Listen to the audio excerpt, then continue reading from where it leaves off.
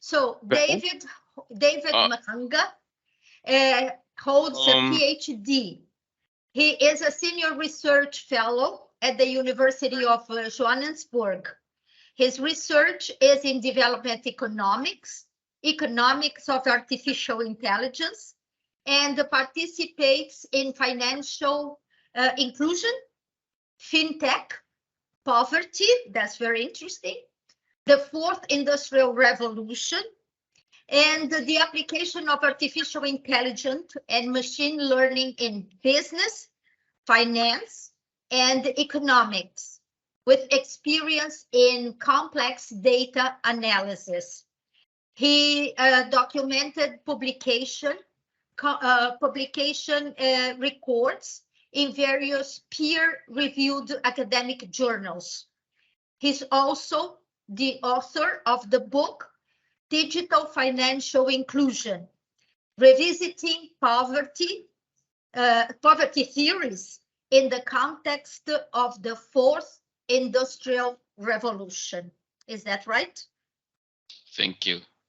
Okay, so thank you very much in my name and on behalf of CESTI for accepting our invitation for this interview.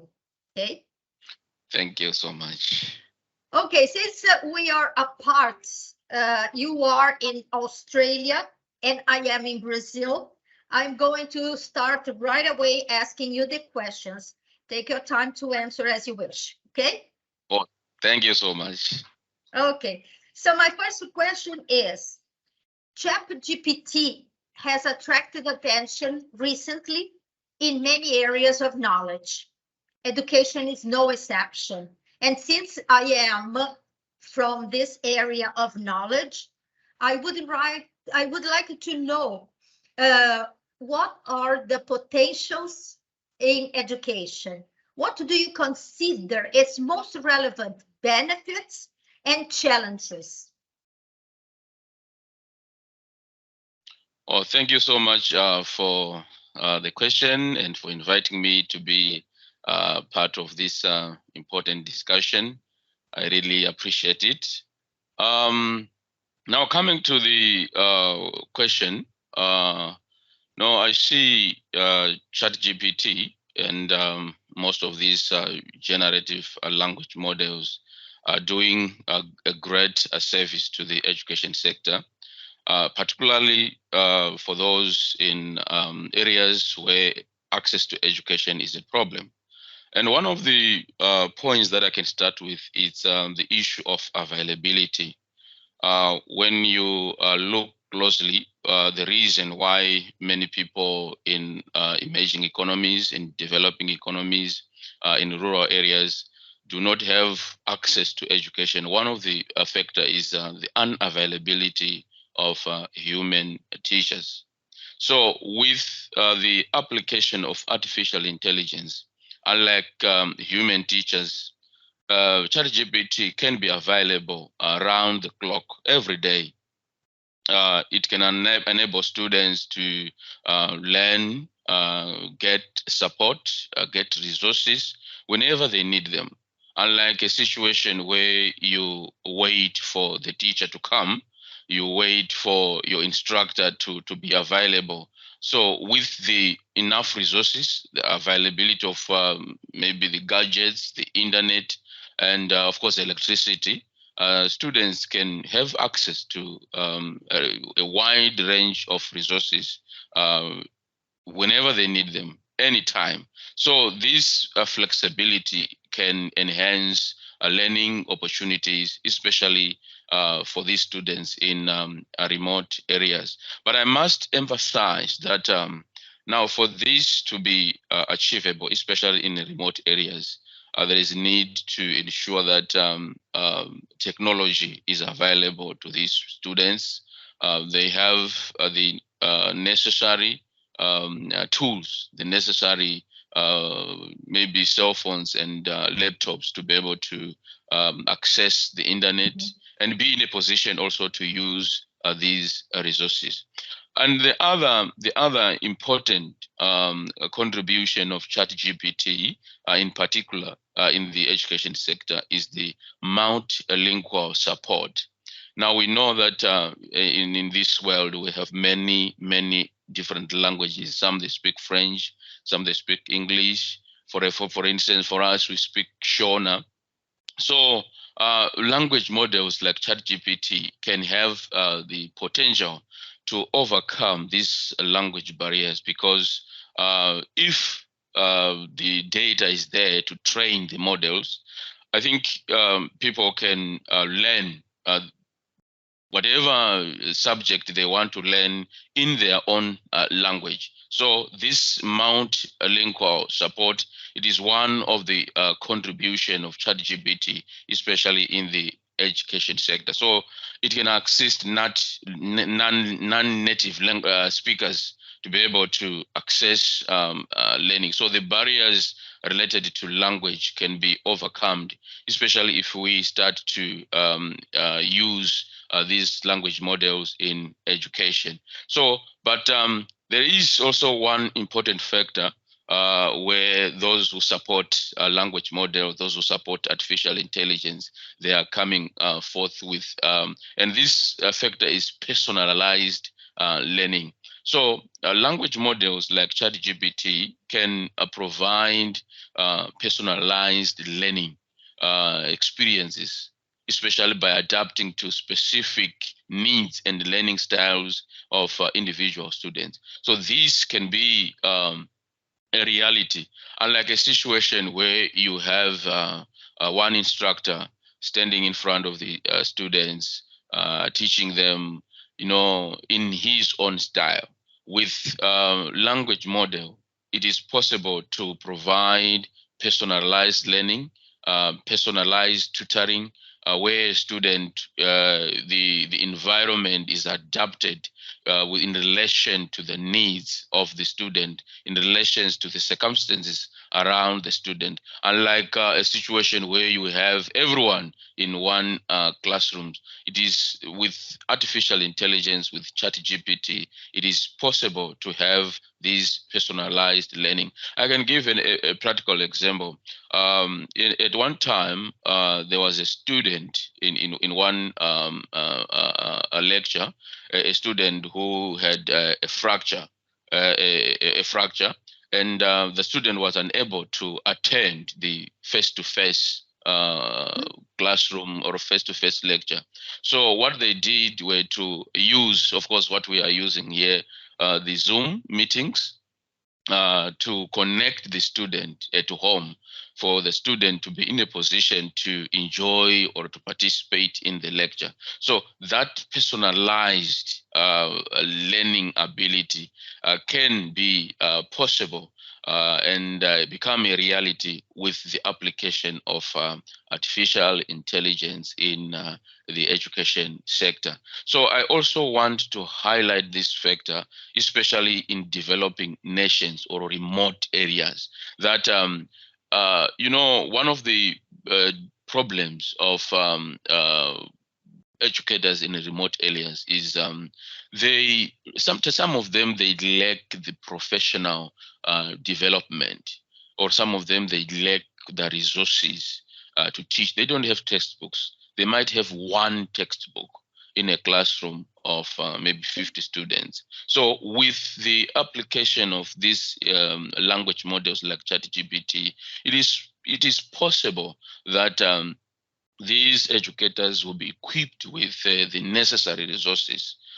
They can access them anytime if they have access to stable internet, access to stable electricity supply. They can have the resources to teach the student. Even professional development, it is also possible, because if you want to, maybe it can be distance education, a teacher or an educator in the remotest areas wants to advance or to improve his or her studies, it is possible now to do what we call a distance education, because you will have the resources where to consult are like a situation where they don't have the resources, they don't have the tutors.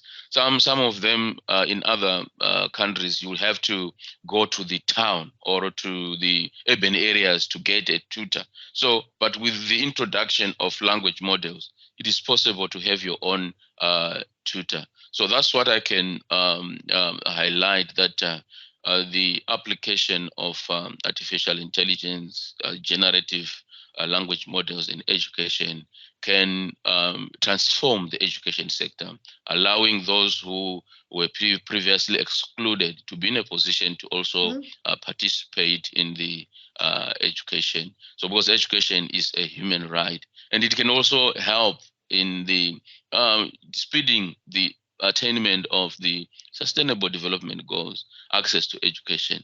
So thank you so much. Okay, I agree with you, but the problem is, do you believe teachers are really, do they really know what to do with ChatGPT to personalize learning? Now, that's one of the greatest weakness or greatest challenge, especially for those in remote areas. Now, I want to give you a practical example. We did a study in South Africa with my colleagues there, looking at the implications of the fourth industrial revolution, or technologies driving the fourth industrial revolution for education and training. So we were to interview educators in the remotest areas.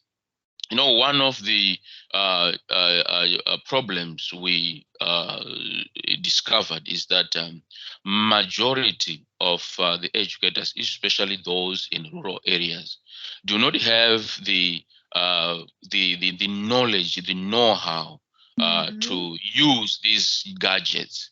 And in South Africa, the government of South Africa provided most of the schools through different programs with gadgets, with smart boards. But majority of the teachers were saying, we are not using these tools. Why? Because we don't have the necessary skills to use them. So that's one of the major problem of artificial intelligence, of ChatGPT, because educators do not have the ability to use them. And one of the other thing is the infrastructure, because in order for these tools to be effective, you need the relevant infrastructure to be able to use these tools. So without this relevant infrastructure, it is very difficult and impossible to yield the benefits, to get the benefits from these tools. So I agree with you that majority of teachers do not even know for now, especially those in rural areas, what is ChatGPT. They don't even know. And some of them, they don't even have access to electricity. Some of them, they don't even have access to internet. So there, I think in order for these tools to yield benefits, it is very, very important that we improve on the availability and the access issue. So you believe that the teachers need a training, right? First of all, they need a training in order to use a ChatGPT in a very useful way. Because it's a tool. ChatGPT, as any artificial intelligence tool, is only a tool that can complement the classes, that can help a teacher, support the teaching, right? So you have to have training. Teachers needed to accept the training in order to use all these type of new, of innovative technology, right? That's very true. That's very true. Because what is happening is that educators need reskilling.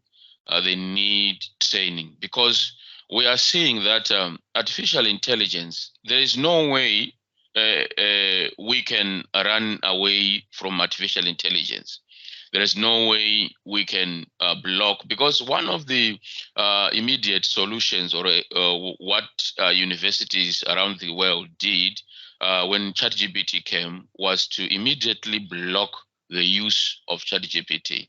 So I think if you look at it, if you look at artificial intelligence, what is happening now, if you compare what happened in the second industrial revolution when electricity came, when electricity became a reality, it changed the lives of the people. It changed the industries, the way goods are produced, the way we teach our students, the way of the transport sector. It was transformed.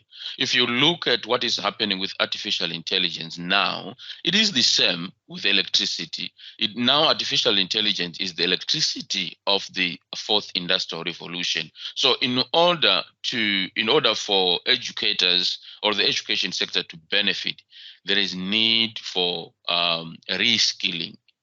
Educators need to be reskilled. They need, yes, of course, they can receive gadgets, but they need reskilling to understand the use of a computer. Well, some of them cannot even use a computer. Some of them cannot use type on a computer. So when we talk of ChatGPT, it's like news to them. It's like we are talking a foreign language. So I agree with you that there is need for retraining.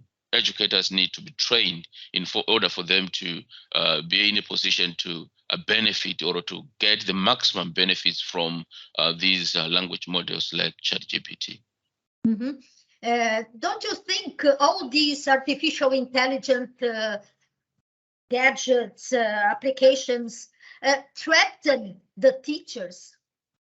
Is that the reason why they try to avoid them, or it's something else? The issue why universities are trying to avoid the use of language models like ChatGPT, even restricting the use of artificial intelligence in some way, it is because of what they call academic integrity.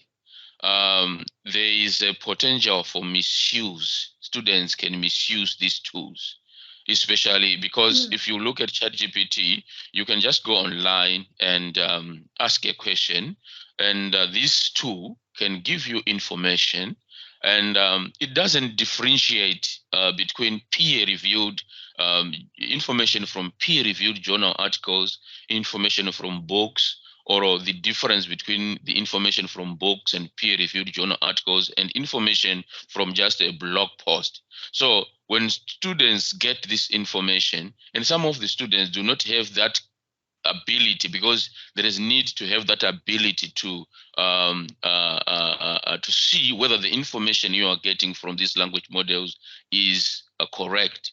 So that ability, that problem of the academic integrity and plagiarizing, universities had to block the use of these tools. So because in order for universities, in order for teachers, in order for educators to benefit from language models, we need to have that collaborative approach where teachers, educators, lecturers, professors, they collaborate with these language models to teach, and where teachers can use these language models to do some of the repetitive jobs like getting lesson plan, some of the critical information that is required in teaching and learning.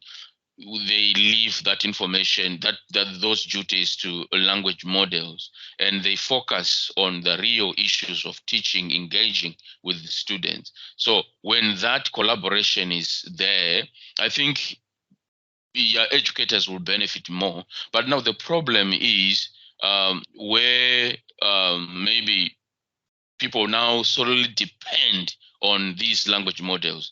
So that dependence, it has a problem on issues of critical thinking, innovation, because you just depend on this particular tool. So when there is that collaboration between the students and the tool, the teachers and the tool, there is a collaboration. when it is writing, we write with these tools, not to use the tools to write, but you write with ChatGPT. Let ChatGPT help you to write. Let this tool help you to teach, not to use the tools to teach. So there must be that collaboration. That's what I can say. So collaborative work is the key word.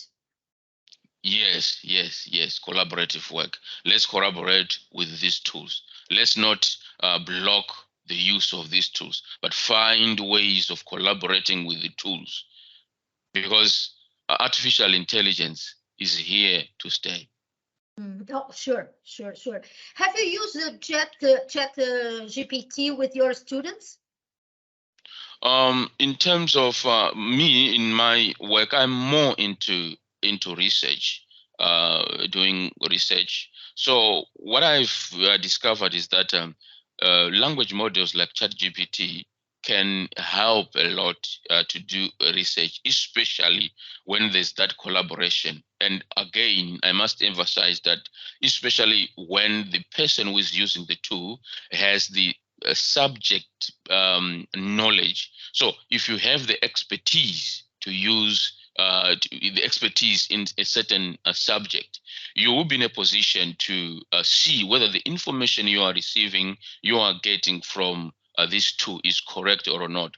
Because it cannot be used by when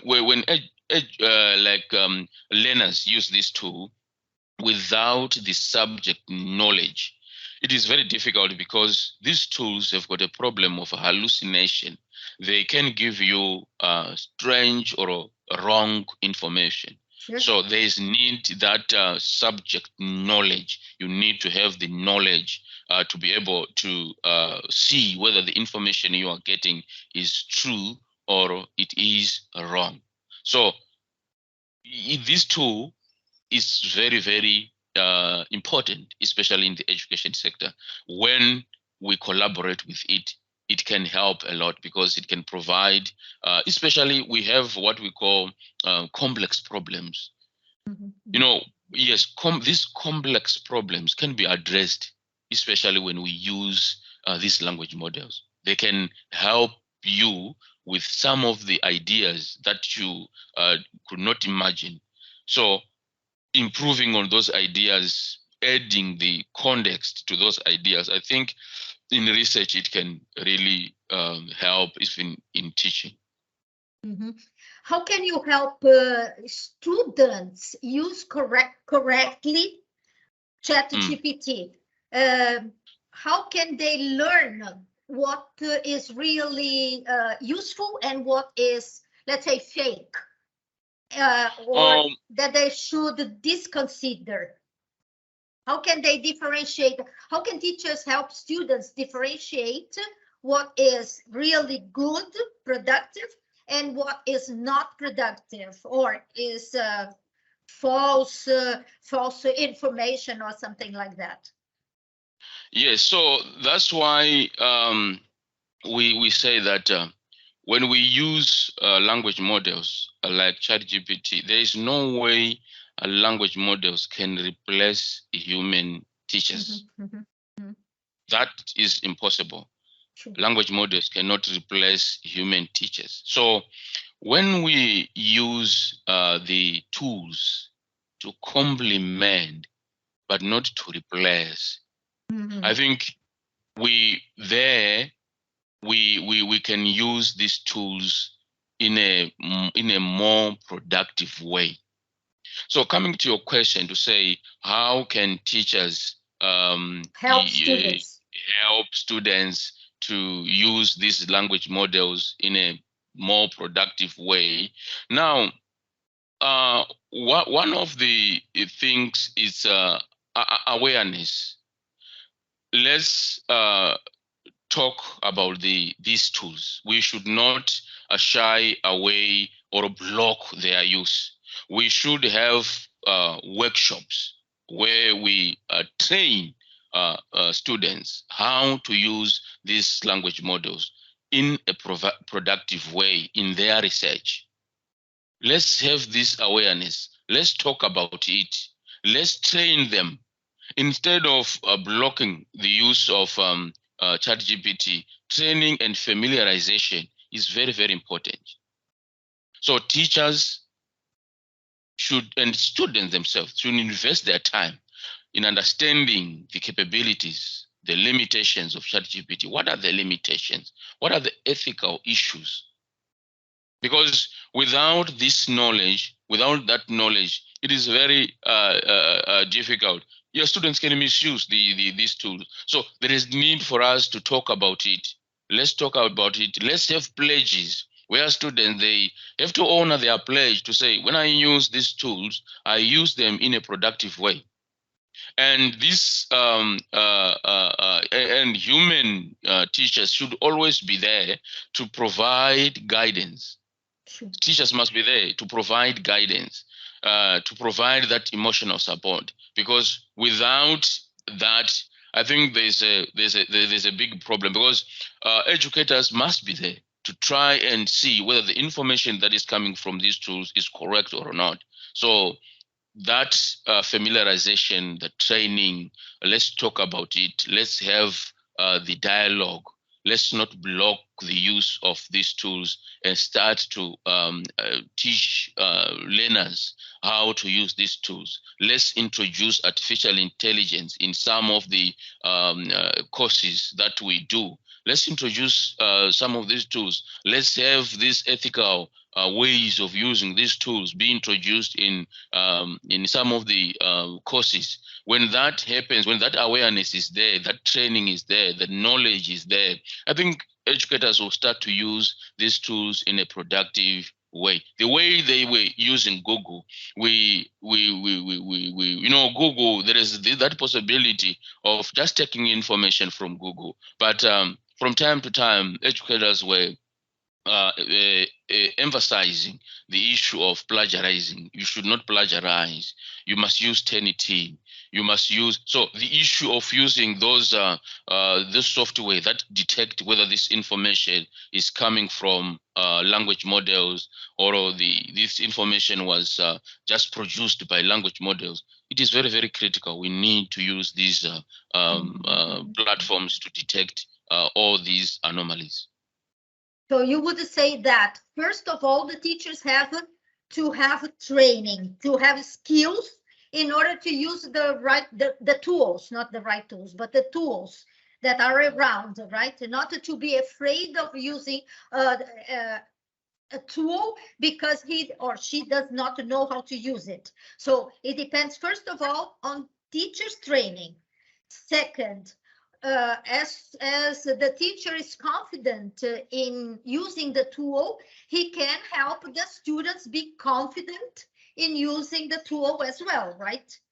And then then the teacher can help the students move on and perhaps even know exactly what the tool is, what the function of the tool is, right? That's very true. Not to misuse the tool. That's very true. That's very true. And one of the things that, yes, I emphasize, we, you know, these educators, because there is especially when with the use of gadgets like laptops, teaching online, there's this fear of unknown. Teachers, they've got just the fear, the resistance to change. So I think there is need to deal with that resistance to change, the fear of the unknown, by giving the teachers the capability or the skills to use the tools first. And when they have that capability, when they have that skill and that ability to use the tool, then they can have the confidence to also teach the students how to use these tools. So because without that, of course, teachers, some will just, you know, I can give a practical example when we're referring to South Africa. You know, some educators, when we were asking them, do you have the tools to use in training? They said, we have the tools. The government gave us the tools. The government gave us the tablets. The government gave us the cell phones. The government gave us the laptops and the smartboards, but we are not using them because we don't have the necessary skills to use them. They are there, but we can't use them. So that is one of the important thing to do, to have the skills. Let the teachers have the skills, let them have the confidence to use the tools. Once they are confident, they can now help the learners to also use the same tools.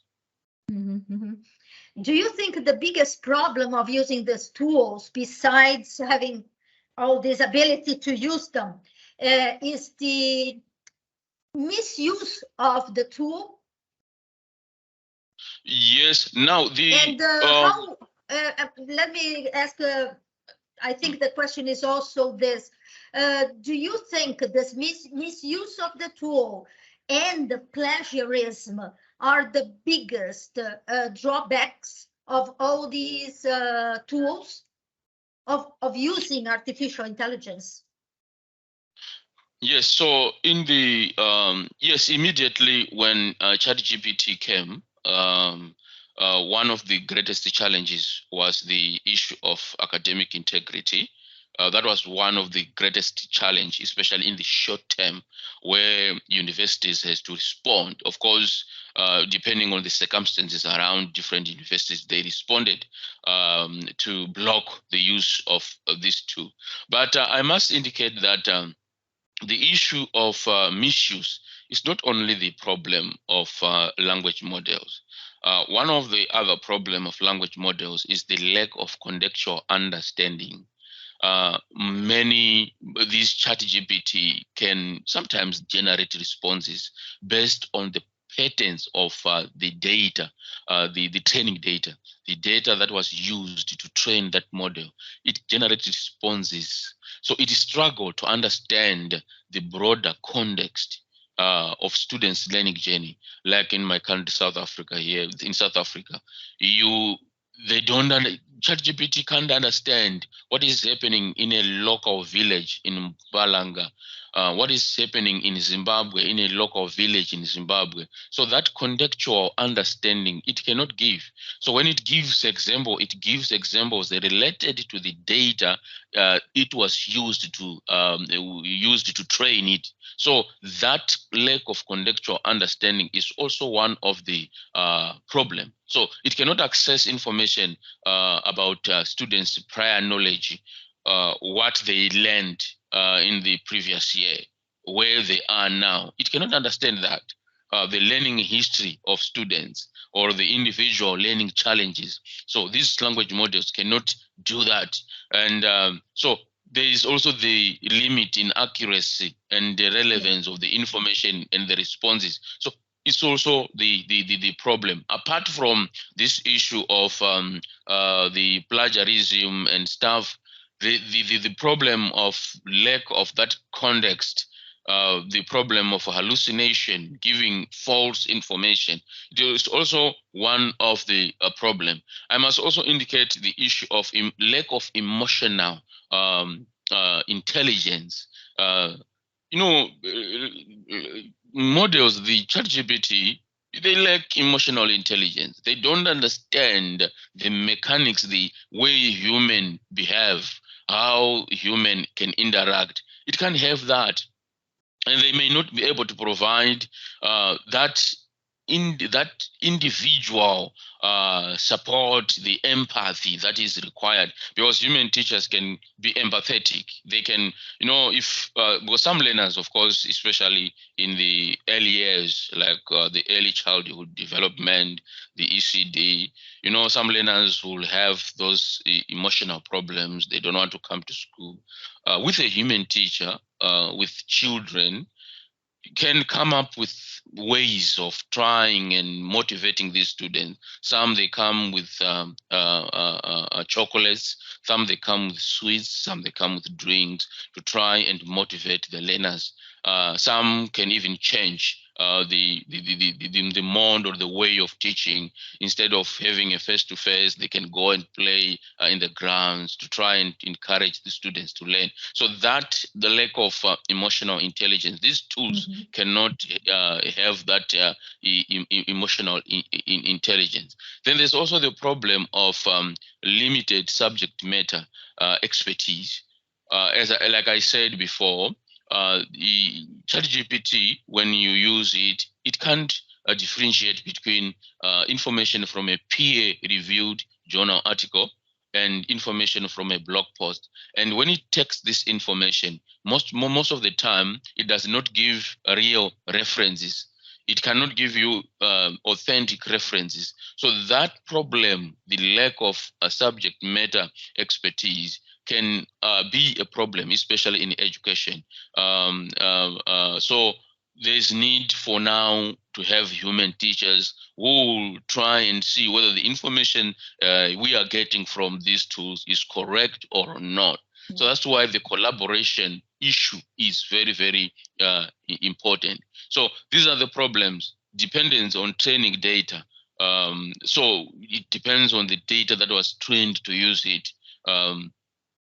Because most of the developing nations, they don't have most of the information is not recorded online, so they don't have this. Their data is not online, so the data that is used in most of the times is the data from those developed nations. So that has got a problem of even the cultural barrier, where the culture, it can be eroded. The culture of the local people can be eroded because the information that you are getting, the examples that you are getting, are examples related to the data that was trained that was used to train this particular model. Then the other issue, it is the issue of privacy and privacy and data concerns. When we say use of ChatGPT, use of artificial intelligence in education, we are referring to the use of these tools from early childhood development up to higher education. So what about now the issue of the privacy, data privacy? How are we going to use it? Because there's this issue of black box, where you don't know what is happening. You don't know the algorithm that was used to train this model. You don't know what is happening. You just put your question and you get the output, but you don't know exactly what is happening inside that model. What is happening with my data that I'm using? What is happening with the questions that I'm asking? What is happening with my my interaction with this model? So there is that black box. You don't know what is happening. So the lack of transparency with the use of language models. So that is also a particular problem. So we need to there's need now when we start to use it in education to tell the learners how are their data being used, where is it stored, what is the security of the use of this data. For example, some were saying we can use these language models to assess student assessment. Yes, we can use them, but do we have the necessary infrastructure? Do we have the necessary tools to safeguard the data of the learners? So this issue of privacy is also a particular problem. Okay. Do you believe that ChatGPT or any other artificial intelligence tool can be used for children as well as for higher education students? It's the same idea, or you have to treat differently when you deal with children? That's where there's a problem. At the moment, there are no mechanisms to differentiate whether we are using these tools for children or we are using it for adults. So there is need for this differentiation when you use, for example, ChatGPT is online. It is on the internet.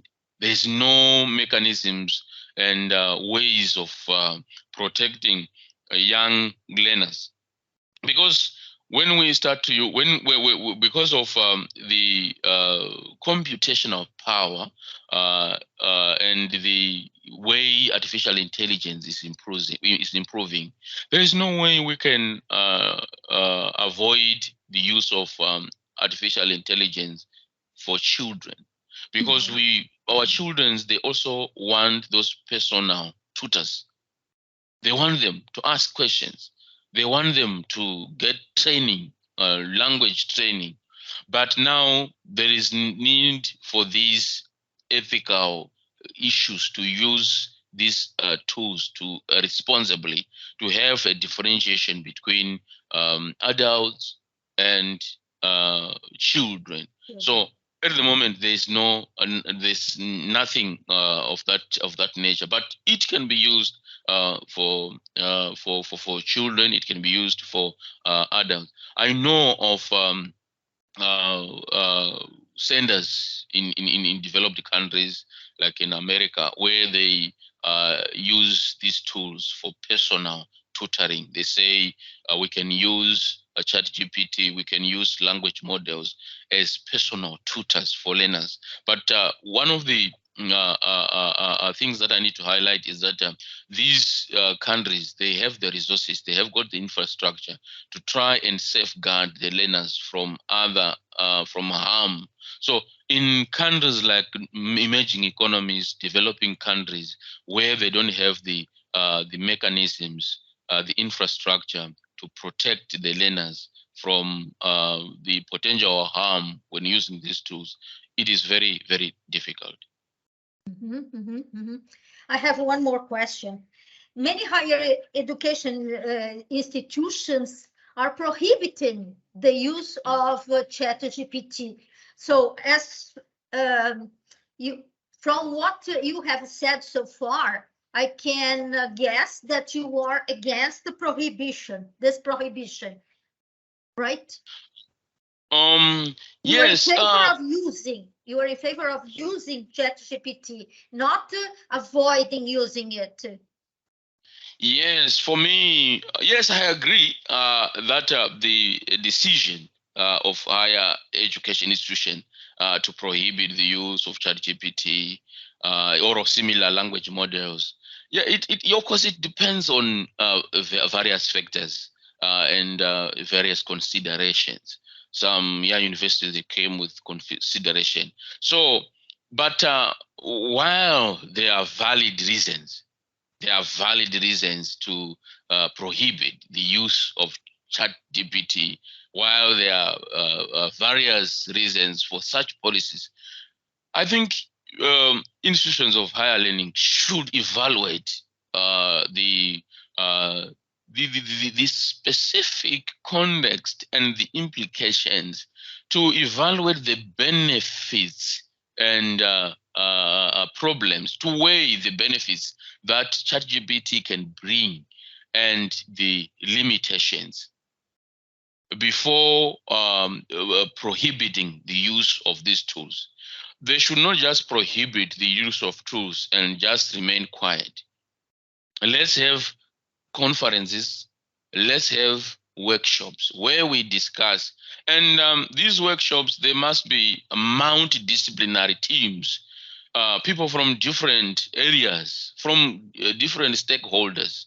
Let the government come in, let the education sector come in, let non-government organization come in, let the churches also come in, let all the stakeholders, they should come in and start to talk about it.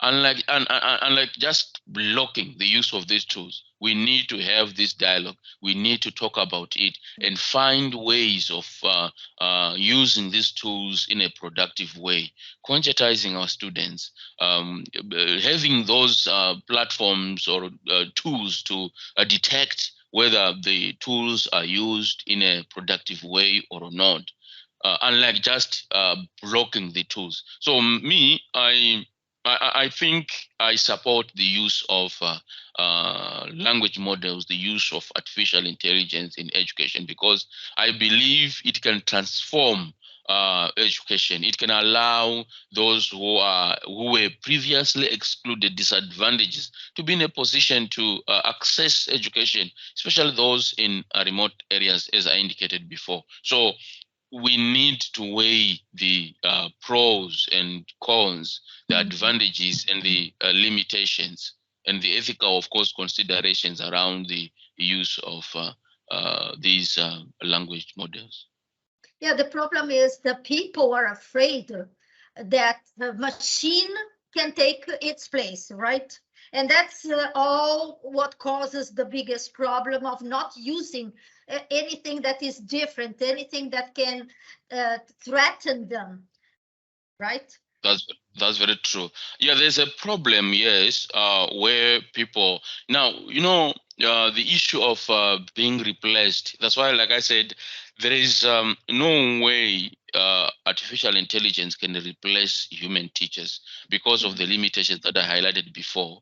Artificial intelligence cannot replace human teachers because of that emotional support, that understanding. Human teachers can understand the history, the background of the learners, the problems that is affecting the learners, the stage they are in their learning process. They can come up with other mechanisms and ways of improving the learning style, or the way or the learners are learning. So, but now when it comes to the issue of being replaced, what I can say is as we are moving, there's a possibility that educators, yes, I know artificial intelligence cannot replace human teachers, but there's a problem, or there's a danger where those educators who are not using artificial intelligence can be replaced by educators who are using artificial intelligence.